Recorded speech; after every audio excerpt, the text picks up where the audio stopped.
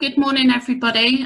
Thank you for coming to the first BHTA webinar for the health and safety law conundrums during the pandemic.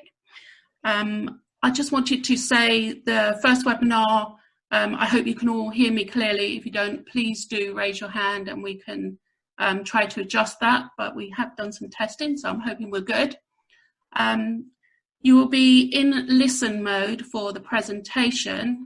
However, should you wish to ask any questions, please raise your hand and we will try to filter the questions within the presentation. Alternatively, you can type out a question and then we can pick them up at the Q&A at the end of the presentation, which is due to run for around 45 minutes. So from there on, I'd like to hand you over to Dr. Simon Joyson-Beshel, who's from Turnstone Law. He has a very excellent presentation which is covering your health and safety law and liabilities. So without further ado, Simon, I will hand over to you. Good, thank you very much, and thank you for doing the slides. Great. So just to say with the next slide something about myself. I started life as a doctor, then very quickly realized it wasn't right, became a lawyer, and as a lawyer I focused on safety related issues, and I do criminal health and safety defense. So I defend organizations and directors if they're being investigated or prosecuted for health and safety criminal law breaches. That also includes advising, and I've been helping a lot of people recently with advice on how do we deal with the particular issues that we're worried about for the coronavirus, specific risk assessment, crunch issues, and those are the things that I can add value on. So let's take you to the next slide, please, which is an overview of what we're going to cover. First of all, I think people want to know the answer to this question. Could we be prosecuted for exposing others to COVID? How do we manage difficult decisions relating to COVID in our business? Can we keep operating if we're struggling with social distancing? What about working from home? How far do our duties extend for health and safety for our people at home? Returning to work, what do we need to think about? Also, I want to just briefly cover reporting under RIDDOR. Do you need to report when there's been an exposure to the virus through the work practice? And we'll do some Q&As at the end. Right, let's go straight into the next slide, please. So can we be prosecuted for exposing people at work or through our work activities to the virus? Just going very briefly through the criminal laws that are relevant. There's the Health and Safety at Work Act. This is the requirement in a nutshell. All reasonably practicable steps need to be taken to safeguard employees and non-employees.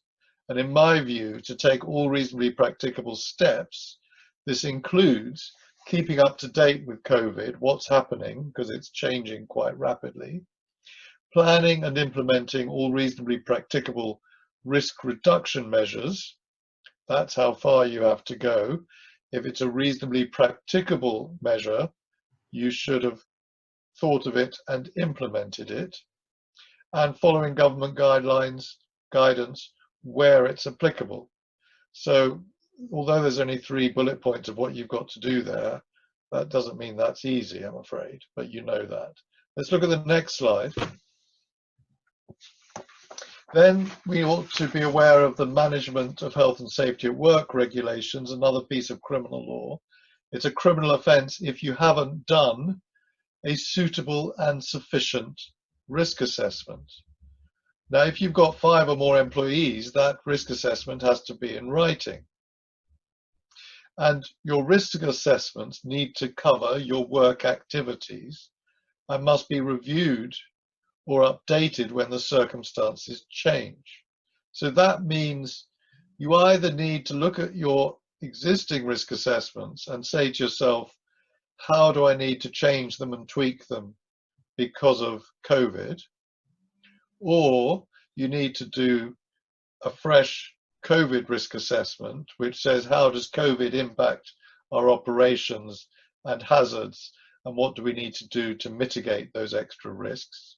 Or you need to do a combination of those.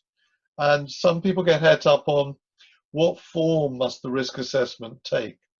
And I don't think you should worry too much about that. And I think it's helpful to think of it as risk assessments, method statements, and planning. It's really all of that together. And you may have separate plans and method statements and risk assessments. It doesn't really matter. What matters is that you must have, if you've got 5 or more employees, put down in writing, what are we worried about and what are we going to do to mitigate those hazards. Let's look at the next slide.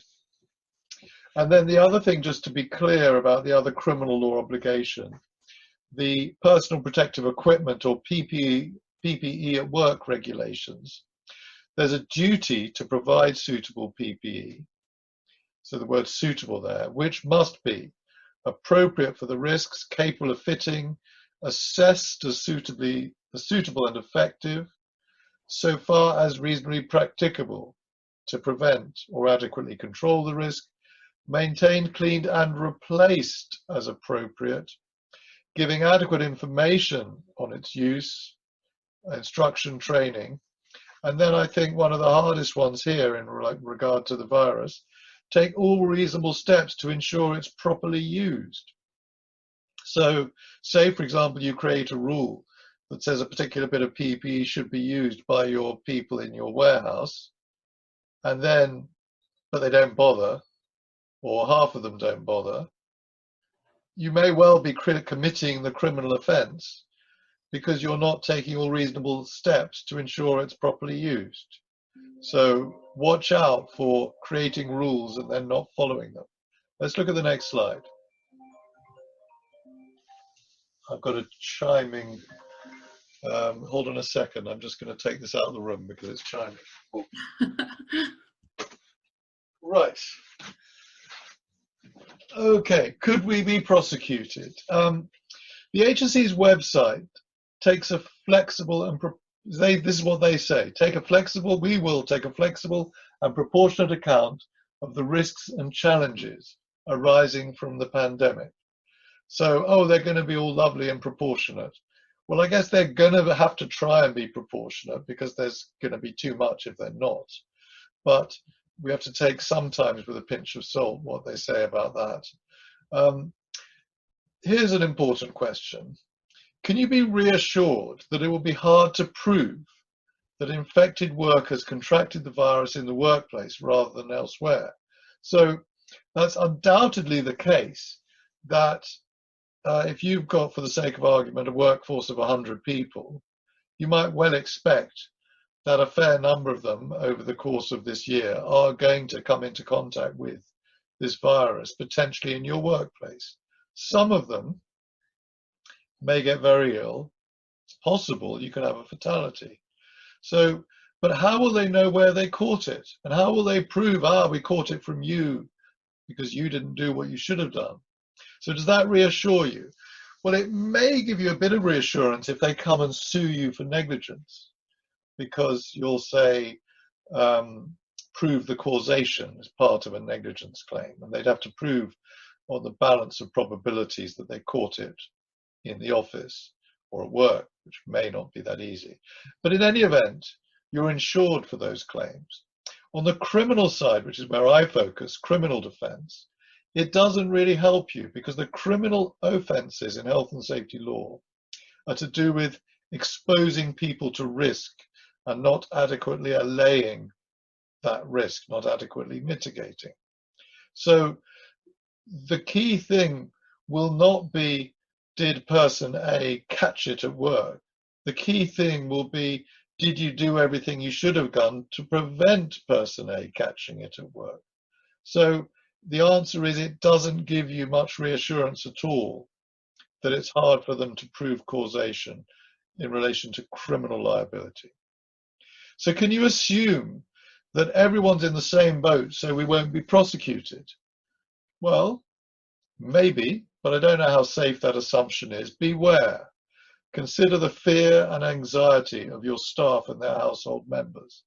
There's a massive range between those people who are completely blasé and those people who are hyper anxious. Some are hyper anxious with good reason, and some are just hyper anxious not necessarily with such good reason. And in that range, you've got to be aware that there's going to be a lot of people getting upset and making complaints, not just to you, but potentially to the health and safety executive, CQC, whatever. Also, deaths will occur. It may not be your fault, but deaths will occur. Again, that means people are going to be very upset. And if you are operating without adequate mitigation, that means if you're unlucky and, for example, a death occurs and you've got people in your workforce who are very anxious, they could make reports, aggressive reports, which could mean that you are the one that gets prosecuted. So I don't think it's necessarily a safe assumption. Let's go to the next slide, please. To get a feel of the landscape, what people are feeling, the TUC report on this says the HSE must act quickly to apply sanctions to employers that do not risk assess for COVID or fail to provide safe working arrangements. Employers must be made aware of the consequences of refusing or failing in their health and safety responsibilities, including prosecution and the forced closure of businesses. So let's just be aware that there is a vocal group in society that is pushing for accountability, including prosecution under health and safety law if you haven't done everything you should do. Next slide. Now, the government guidance is sometimes, well, in my view, sometimes sensible, but sometimes all over the place. Not always that easy to find. It's there when you hunt for it on the government website. But important nonetheless, important to be aware of it. Here's something they say in the guidance that came out last on 11th of May. You should share the results of your risk assessment with your workforce. If possible, you should consider publishing the results on your website. And we would expect all employers with over 50 workers to do so. So what's this about? You've got to do the risk assessment, but now you've got to tell your workers, and really they'd like you to put it on your website. Now, none of the things in this bullet point are criminal law obligations. You can't be prosecuted for not doing this, not sharing the risk assessment and not publishing it. But it gives you an important indication of where they're coming from. I would suggest you possibly and probably should follow this bullet point, but be aware that you're then opening yourself up to scrutiny. So imagine the HSE get a complaint about your organization. They would quite quickly look at your website. Is there a risk assessment for dealing with COVID? Let's have a look at it. And if there isn't, why not? And if you've got over 50 workers, why not? And let's ask some questions. So it's part of, this bullet point is part of you being held to account and potentially being prosecuted. Next slide, please, Jane. And then along the same lines, in the same guidance from the government, they say you should display this notice in your workplace to show you've followed the guidance. And it pushes you into the corner, really, to say, yes, we've carried out a COVID assessment, we've done cleaning and hygiene, we've taken all reasonable steps to encourage people to work from home, all reasonable steps to maintain the 2-meter distance. Well, what if you haven't? Or what if your staff think you haven't, and yet you put the notice up? They'll be getting angry. So it kind of puts you in a bind. But there we are. It's pushing you to confront the issues. Interestingly, the last one, where people cannot be 2 meters apart, we've done everything practical to manage transmission risk. So that does envisage you're not going to always achieve the 2 meters. And that's an interesting concession. But certainly if you haven't seen it, you need to look for this on the government website and go through this and think about putting it up. Next steps. Next slide, sorry. Could we be prosecuted still? And this is my kind of clever criminal lawyer's trick or argument. Health and Safety at Work Act, it says, for the purposes of this part, that's what we're talking about really, risks arising out of or in connection with the activities of persons at work should be treated as concluding risks attributable to the manner of conducting an undertaking. So, Health and Safety at Work Act, what's it all about? It's about protecting people from risks attributable to the manner of the way you conduct your undertaking. But arguably, whether or not people catch COVID is part of a community global pandemic, which is not really to do with your undertaking. And it's not entirely clear that public health risks would be included, unless, of course, your undertaking is running a hospital, a care home, or a laboratory, and you're not allowing properly for the risks there. But in most cases, it's certainly a very strong argument to say the Health and Safety at Work Act doesn't apply. That would also mean that all the subordinate regulations don't apply. It would mean that the HSE don't have a power of enforcement, so they can't tell you off. So I will certainly be using this for clients who want me to as a defense argument and a challenge back to the HSE.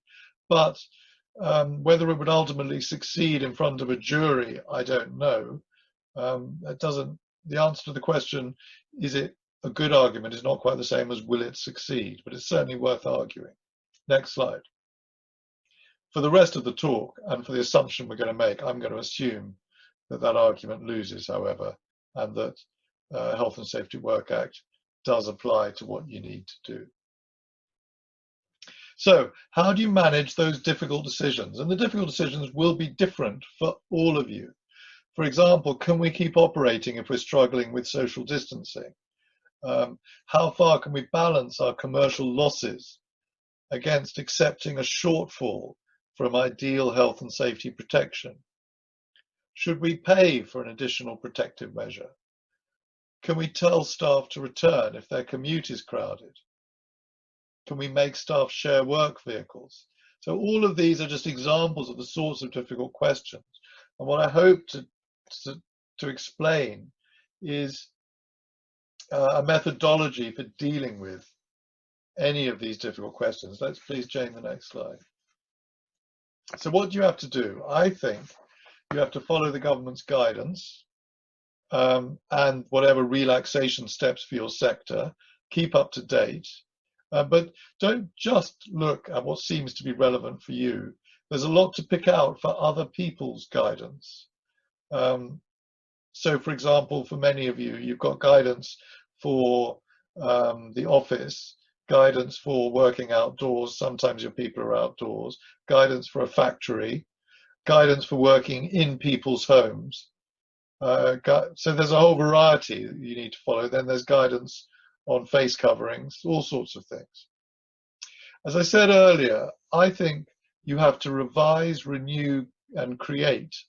I don't know if those are and/ors, revise and/or renew and/or create relevant risk assessments to deal with working activities and returning to work. Your plans must identify the hazards and set out mitigation measures. Take account of the special circumstances of your organization and your workers, but also third parties who you're dealing with, your people are dealing with. That, of course, could be the customers, it could be the people in a shared workplace, other landlords, any other third parties affected, members of the public. Risk assess each difficult decision and ask yourself this question: would it have been reasonably practicable to have done more? If the answer is yes, then you are committing a criminal offence. and you are making yourself vulnerable to prosecution. You do have necessity, in my view, as part of the argument for reasonable practicability, particularly in the healthcare sector. You've got to get on and do it.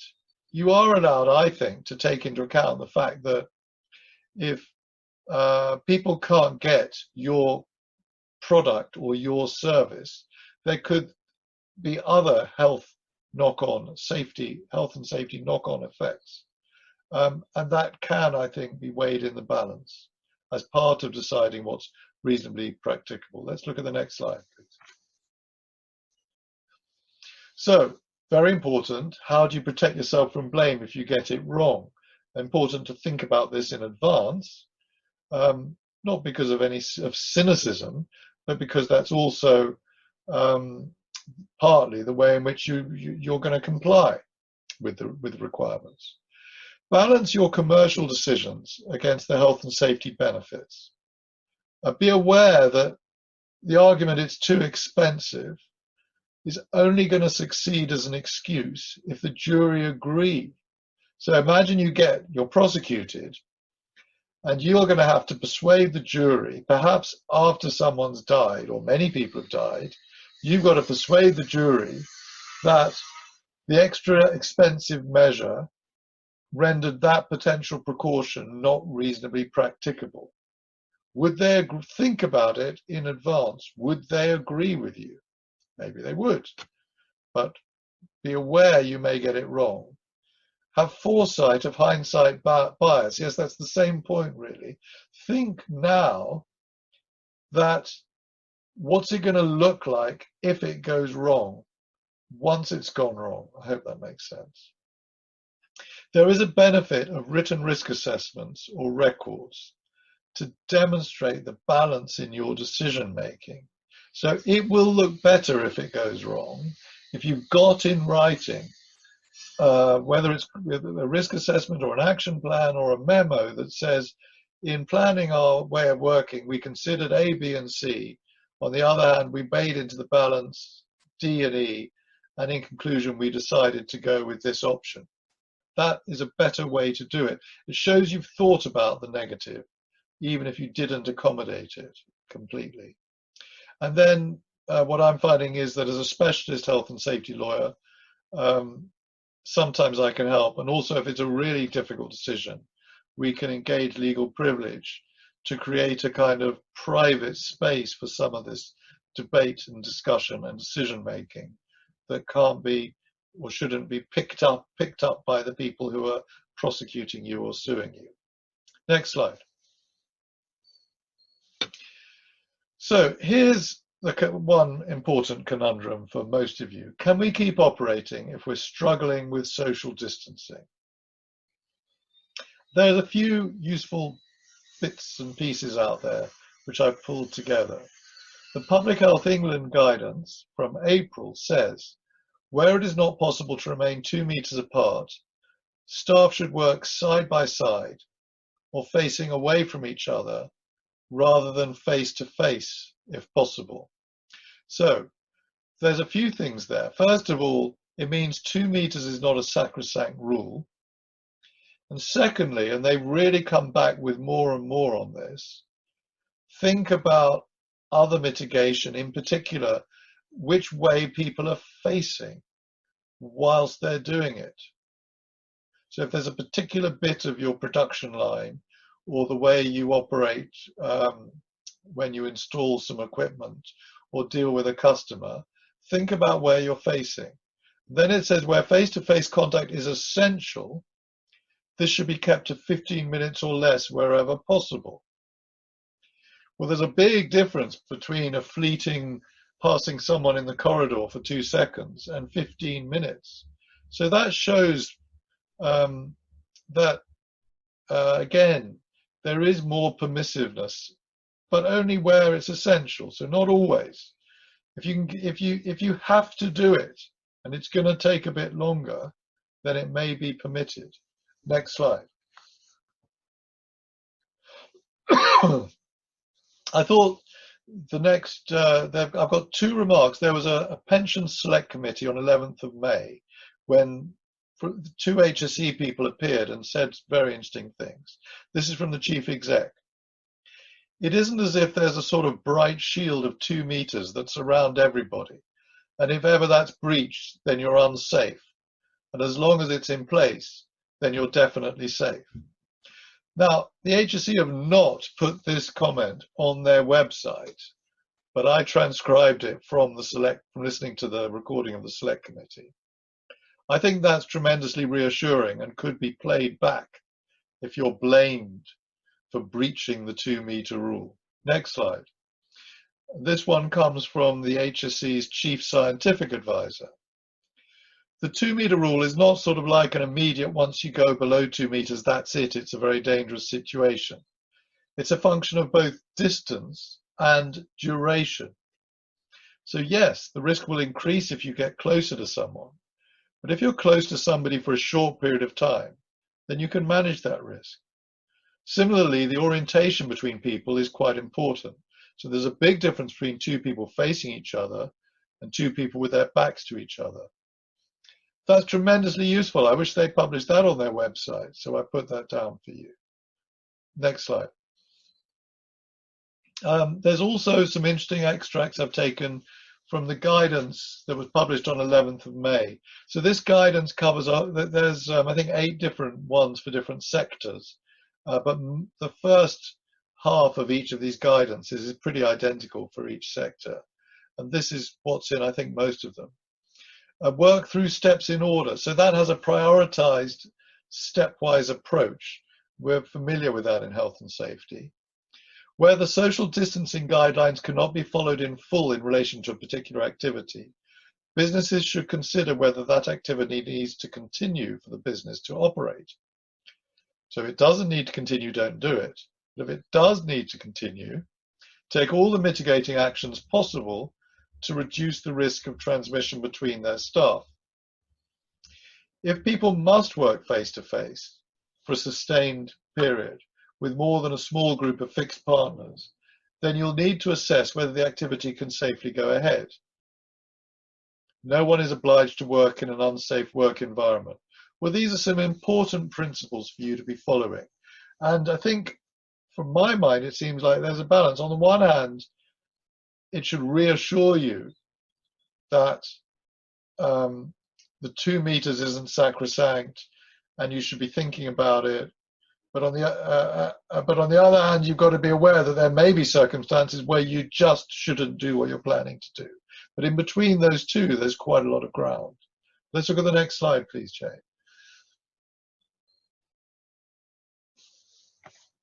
On face masks, this is what's in the government guidance.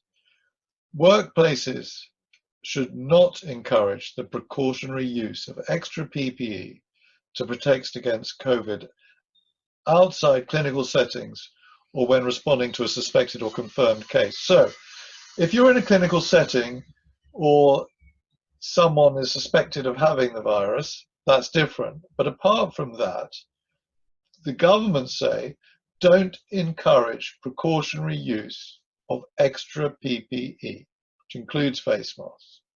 They say, unless you're in a situation where the risk of COVID is very high, your risk assessment should reflect the fact that the role of PPE in providing additional protection is extremely limited. So they're giving you more than just a steer here of what they believe. Next slide.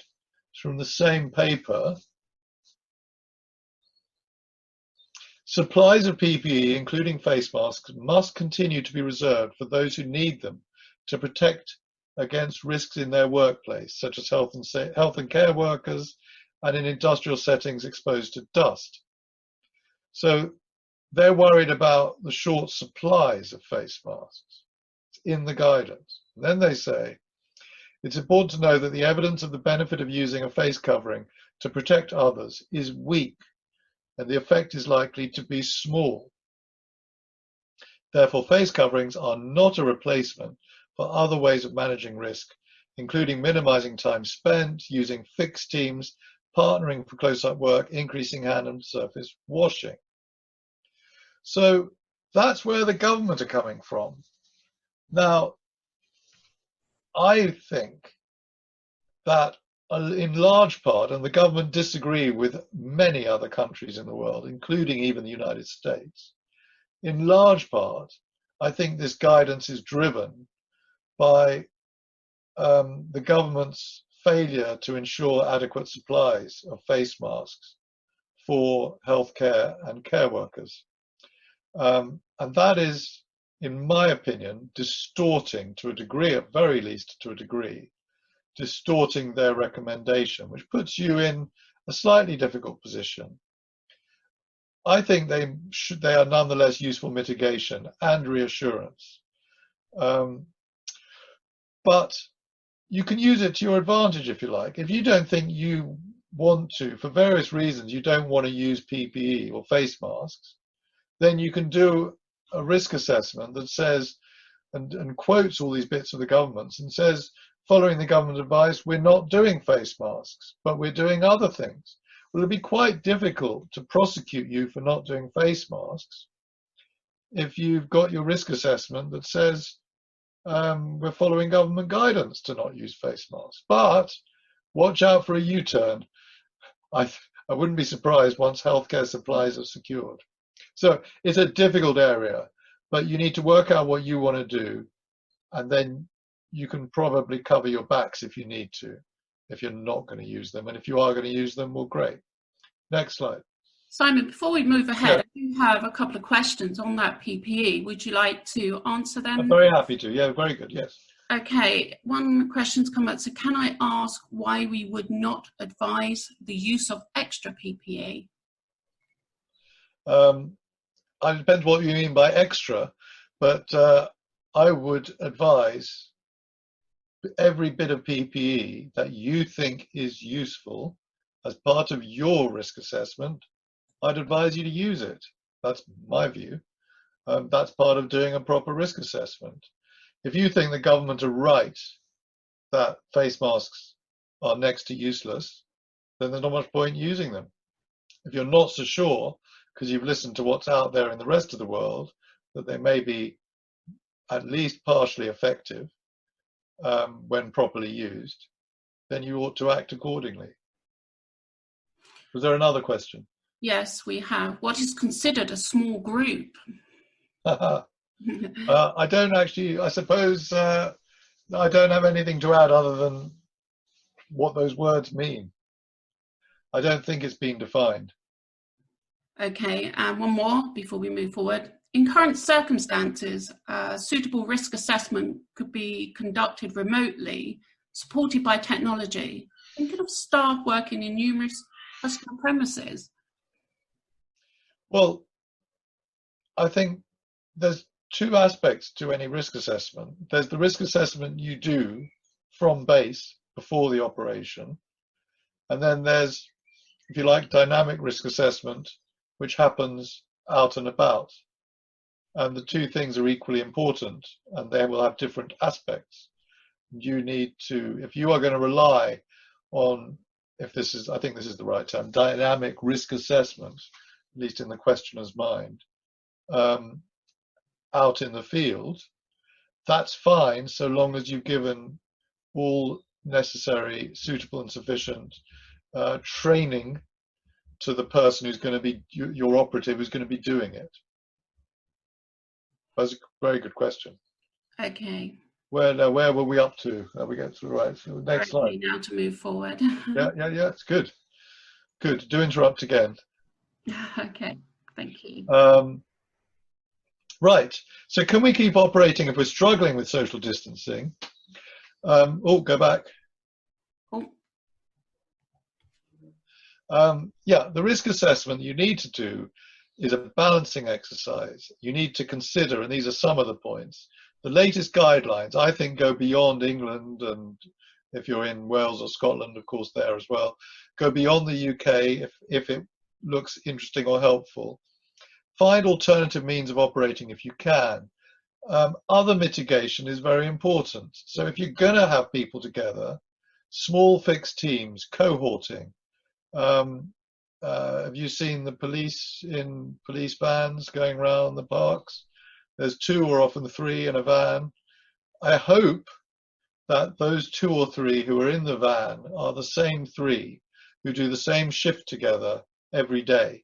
And therefore you've effectively expanded one family into a bubble of 3 family groups by putting them together, which is not ideal, but it's certainly way better than the alternative of jumbling up your shifts every day. It's a big, big difference.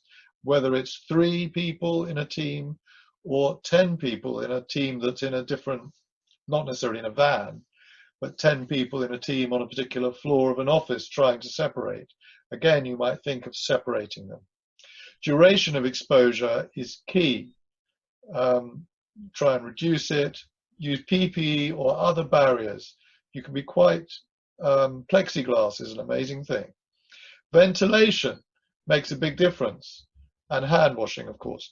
Feedback, really important to take into account feedback from consulting your employees and or their representatives, trades unions, because not just because they may be giving useful information, but because if you don't bring them along, they're more likely to complain. Results of antibody testing when available, and that's a fast moving space, but that could play into the picture.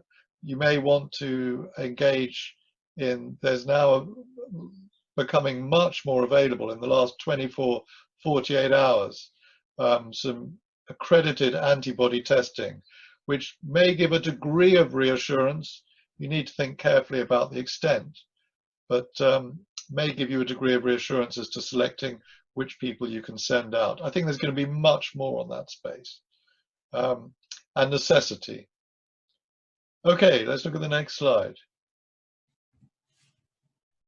We've got the little box back, Jane. I have. We've got 2 questions come up. That's why I opened it, and it's flashing because those 2 questions are at the top. So I apologize that it's That's okay. That's okay. That's okay.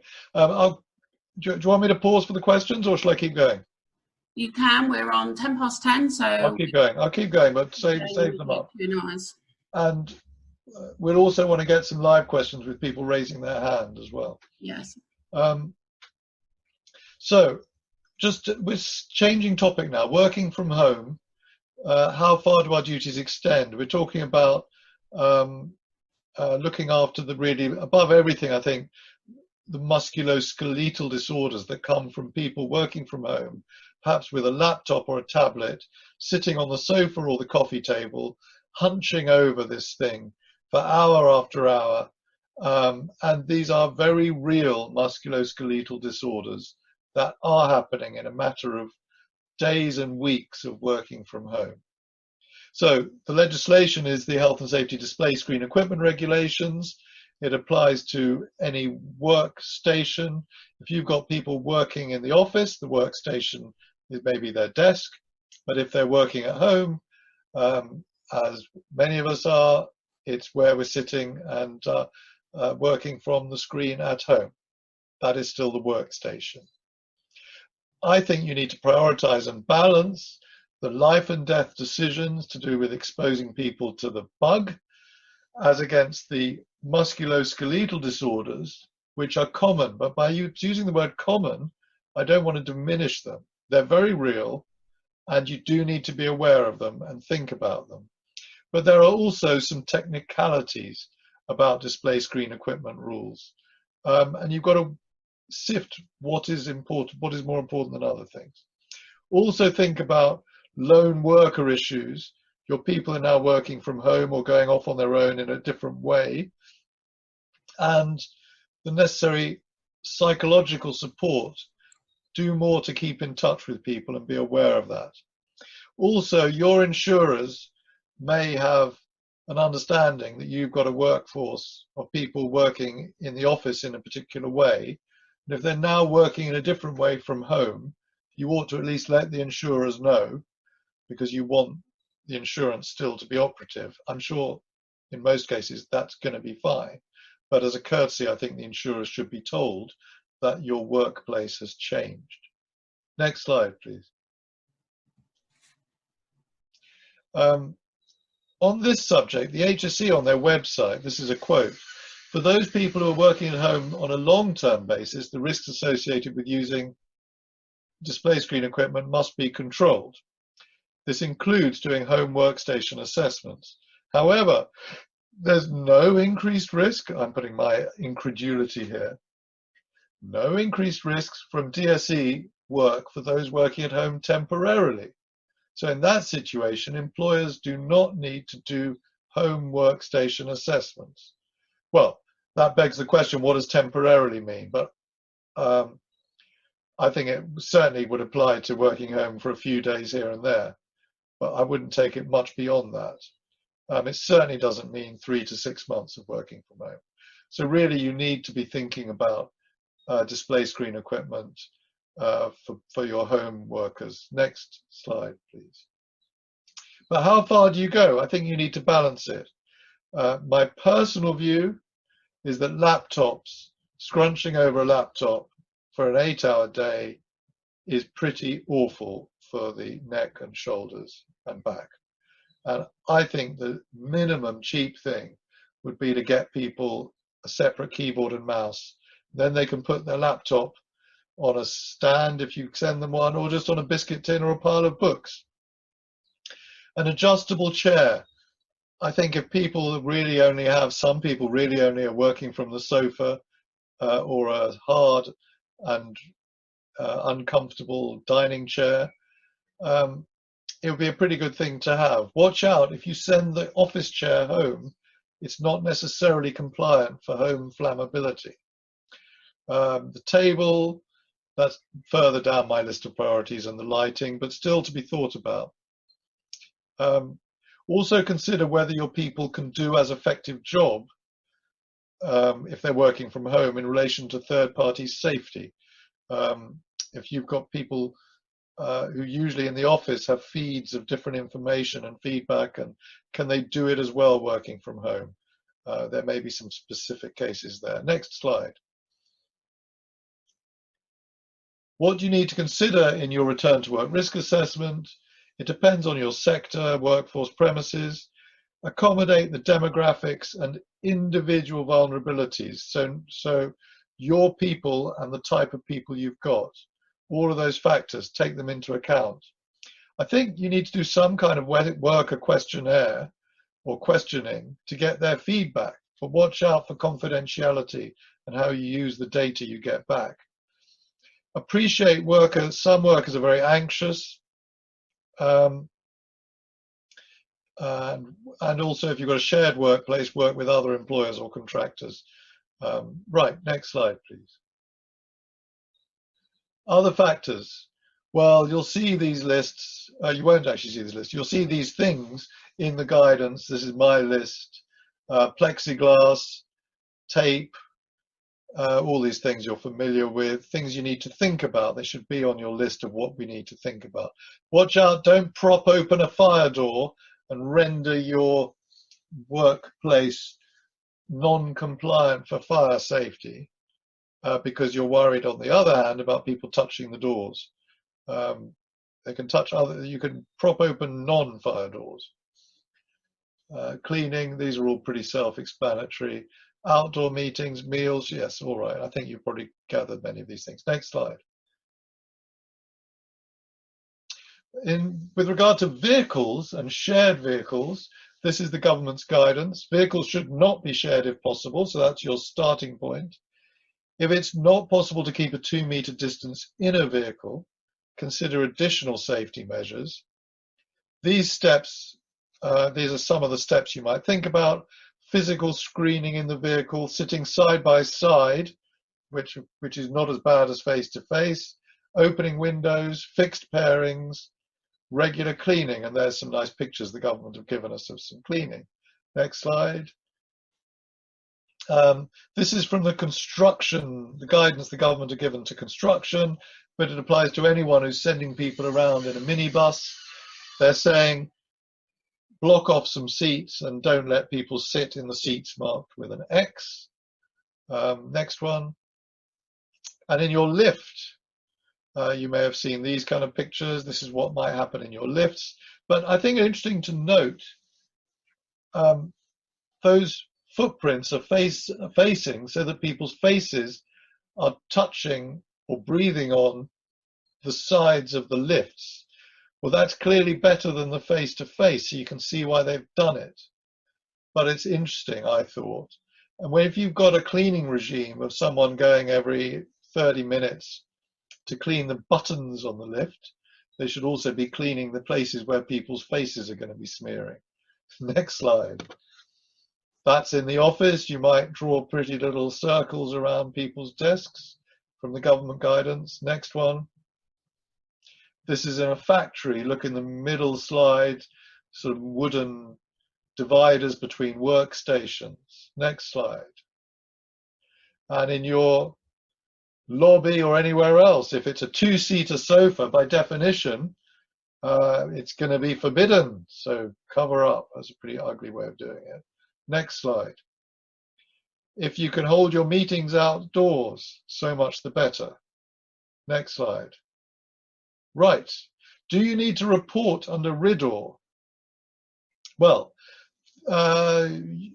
where any person, this is what RIDDOR says, where any person dies as a result of occupational exposure to a biological agent, you need to report. Definitely COVID is caught as a biological agent. Where an employer receives a diagnosis of any disease attributed to an occupational exposure to a biological agent, you need to report. But you've got a problem because you don't know if someone gets ill and maybe dies from the virus in your workforce. You don't know if they caught it at work. You'll probably never know. Does that mean you need to report?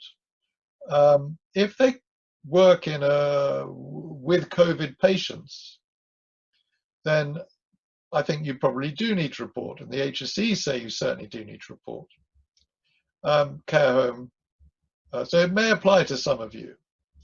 But other than that, I think you should be fairly robust. The Office of Rail and Road have interpreted this in a robust way. It needs to, what does it mean attributed? It needs to be reliably attributed as verified by a registered medical practitioner's statement. These instances are anticipated to be rare, especially as the prevalence of COVID increases in the general population. So you've got a bit of support there for taking a robust view. It's not just someone phoning you up and saying, I got ill because I was at work. That's not necessarily enough to trigger your obligation. So how do you know you got ill at work? What does your doctor say? Can we see a letter from your doctor saying you got ill because of work? Most doctors are not going to be able to send that letter. And in the absence of such a letter, you could take a robust view, in my view, in many cases. But it needs individual thought. Next slide. So, some concluding comments. Watch out for inadequate planning and updating. These are the things that will get you into trouble. Poor documentation of your planning or risk assessment and balancing exercises. Watch out for, don't pressurize your employees into returning to work. Accommodate their views and consultation. Watch out for social distancing at work that is arranged. Oh, this is all clever, our new scheme, but then you don't enforce it. Because if you arrange it, you've acknowledged it's necessary. And watch out, you might well not give enough PPE. You might give the PPE, but not replenish it. So make sure it doesn't run out and the masks are replaced. Good. Let's move to questions. Okay, we'll start with the first chat. Let me just check. So there is varying guidance on 70+ age group. We have 2 without underlying conditions. Should we allow them to come to work in the office where necessary? Sorry, 2 with or without underlying? Without underlying conditions. 2 without? I don't quite get that one. Should they come to work? Well, these are all the questions you need to work your way through. I think you need to risk assess. You need to do social distancing in the workplace. And take their views into account. The other thing is to prioritize. So, for example, say you've got a workforce of 20 people and you think you'd like 10 to come into the workplace. Well, we're going to take a whole, you might want to do a scoring system even. Who are we going to choose to be the 10 to come back? Let's take into account a variety of factors, those age and vulnerability factors, but also their personal views about their reluctance or desire to come back. But be sensitive to the fact that they maybe have someone in their household who's shielding. Good. Next. Okay, then we've got, should only those who have received the NHS letter be required to shield, e.g. those with varying severity of asthma, diabetes, etc.? Well, that's a specific question, perhaps for them and their doctor. But the question is, perhaps I'll turn it around a different way. To what extent should you be very sensitive to someone who's come and said, I didn't get the letter, but I think I ought to shield because? Well, I think you should take it into account, but you're going to have to take a variety of factors into account. Okay. Just a question on wearing surgical mask and how this fits. How does it fit in with the testing under the COSH regulations? I think COSH doesn't specifically apply, although it's been argued both ways. I think in most cases COSH doesn't apply to COVID, unless you're working in a laboratory or healthcare. But as for the test fitting, I think it is a tricky one. You should try and do what you can do, but you're not necessarily dealing with dust and asbestos or whatever it is that a lot of those guidelines are designed for. So it's a question of balancing risk measures, trying to do what you can that it's reasonably practicable. If it's reasonably practicable for you to do all those things, then you should do them. But it depends why you're wearing the mask as well. Okay, we have another one which has said, has been mentioned that operatives should not face each other is perspex, other than perspex screening in between, a measure that can be used to mitigate the risk. Do you need to source evidence that suggests that works? I find that there's people look for 100% and perfection. I don't think this new virus lends itself to 100% and perfection. It stands to reason that, well, let's give an example. You see people on the news, they're waving to loved ones through the window of a care home, right? Your loved one is on one side of a piece of glass, you're on the other side of a piece of glass. Is there any chance of catching the virus? No, zero. Okay, so a piece of perspex between you, if it's a complete barrier, is a complete barrier. The smaller the piece of perspex, the greater the risk that the virus will get around it or through it. So it's all a question of degree and extent as part of your risk assessment. Okay, let's go. We've got quite a long one up the top here, but it was first. It said, we manufacture healthcare products. What should we be doing if someone comes to work and has symptoms? The guidances say cleaning, but what about their colleagues? Are they supposed to all be sent home to self-isolate? We're applying social distancing in clean areas. The guidance changed a few weeks ago and there is confusion. We send everybody home. When someone develops symptoms, there is a business impact. That's very interesting, yes. Well, certainly the person who's got symptoms should not be in the workplace. That's pretty clear in the guidance, I think. So send them home. That's absolutely clear. As to the others, well, you should have been operating distancing. You should still be operating distancing. I don't think if they are asymptomatic, I don't think on its own that's a reason to send them home. But if you're particularly worried, say, for example, you've got two people who work very closely together. and the other people don't work quite as closely, and one of those in the pair has got the symptoms and be sent home, I think you ought to think very carefully about what you do with the other person, whether you send them home or kind of do a mini quarantining within the office. You would want to be very careful with them. But I don't think there's a rule that says you have to send them home. Okay, moving on. We've got a couple of, well, probably about 2 minutes. Another question came in. Some of your guidance quotes duty to provide PPE, yet the government working safely guidance discourages face masks outside of surgical settings. What should we really do? I can't. I think I've answered that as best I can. You can do what you think is right. Your duty is to do everything reasonably practicable. If you think you can, and your people want you to do the face masks, and you want to do it, do it.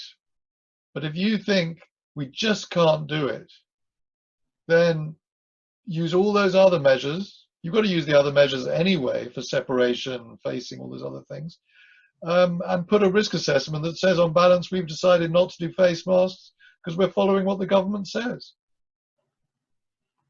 Okay, we'll do one more question, and then any questions that we haven't answered, we will take a look at after and provide an answer where best. It says here, if someone is off because they have a partner that is shielding as a vulnerable person, will this continue until there is a cure? That's a really tricky one, isn't it? It is. That is really tricky. How long? So if they're off at home, say they can't work from home, they can't do anything useful from home, and you don't want to, and they can't move out of the home to live somewhere else. That's actually an employment lawyer's question. Do you put them on furlough? What can you do? Yeah, it's a difficult one. It's not really one that I can answer, because that's to do with your contract of employment and whether you can force someone into work. I don't think that works. I think that's a very attractive option at all. The question is whether you should keep paying them when they're not actually doing anything because they're shielding someone. It's also a question of how you feel as an organization you want to treat your people. Very difficult one. Okay, well, we've gone to 10:30 now, which is the end of the webinar. So Simon, I want to thank you this morning for coming along to present. For me, beneficially, I thought it was an excellent presentation, and I hope our members do. I hope they can answer the feedback after the presentation. The slides will be shared along with the recording. I will be sending a link out, which will go onto the BHTA website. That will come in a few days. Other than that, as I said, any questions, we will try to respond to them afterwards, and just advise everybody to keep safe and referring to the governance on the website, the government website. Simon, have you any last thoughts and goodbyes? No, well, I wish everyone luck. I'm really grateful to have the opportunity to speak to your members. The Turnstone Law website, I've got a COVID page, which has a few other webinars I've done and articles I've written. But if you want to check in a few weeks' time, and you might want to use that as an update source as well, see what else I've produced. Great. But, be good to get to know you and your members better. Great. I've had a couple of feedbacks here already. It says, thank you, Simon. Excellent presentation and very informative. And thank you. Very interesting and useful. So it's nice that we've had some immediate feedback. So thank you to everybody who attended this morning. And again, keep safe and keep well. Thank you, Simon. We'll speak very soon. Okay. Bye-bye. Have a good day. Bye-bye.